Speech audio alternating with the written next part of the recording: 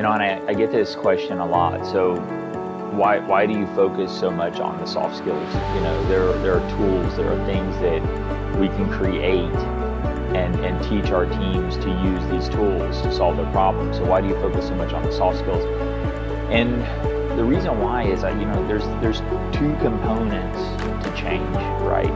So one is an increasing skill level. Obviously, the skills that I have today can't take me where I haven't been, right? I know that they're tested and they're good for today because they've got me where I am. And if where I am is in a really bad place, then maybe these aren't the tools I should take to the other place. So yeah, certainly there's an element of training and learning and developing that's needed.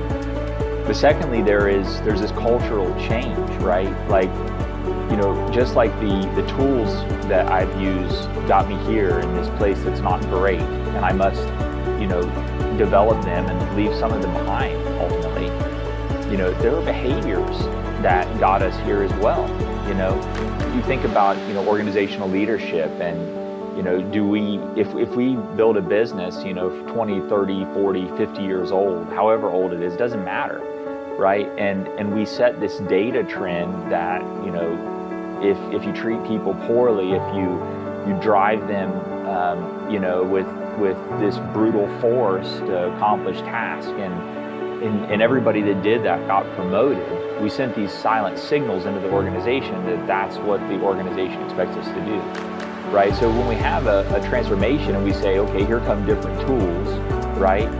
You also must change behaviors. And what I've seen is when businesses do these transformations and they say we're gonna change something, we're gonna try to raise the stock price or secure the company for the next generation, whatever the goal is, name your problem, right? So the tools are the first to come, and we can implement the tools, and you kind of get this stage one effect of change, right? You can reduce inventory, you can save money, you can increase cash, you can do these things. But the real change comes from the culture. It's like, are we going to treat people better? That's going to instill trust. That's going to instill the transparency and create the humility in our leadership that's needed for the actual transformation to sustain. And what I've seen is, like, we can sell the tools. That's really not that hard of a sell. You have a burning platform. Well, what is it?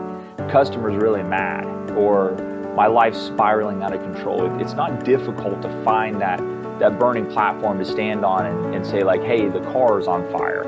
You're locked inside. You should unlock the door and get out, right?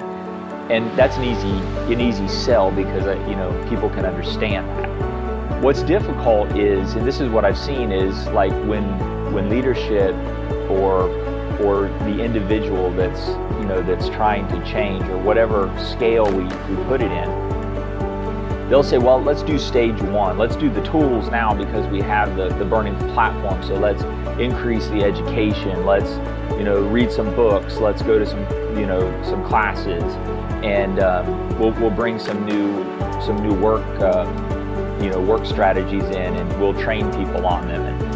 And that's stage one. But when it's really pressed in, it's like, hey, the culture is just as big of a contributor to this failure as the misunderstanding or the lack of understanding of the tools, right?